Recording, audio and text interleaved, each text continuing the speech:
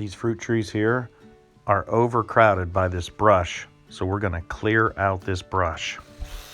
This lithium ion chainsaw is perfect for this job. It has no problem with the smaller trees, and it's a lot easier to deal with. Gas chainsaw has a lot more power, but this one's lighter, and when you push the button, it goes. The right tool for the right job. And don't forget the insect repellent if you're in an area where there's ticks with Lyme's disease. It's not worth the risk. These pruners are pretty handy, but even the chainsaw can knock down some of this little stuff as well.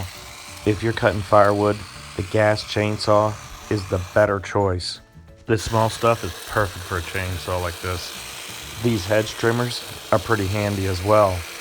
These briar bushes are intense. Just look at the thorns on these.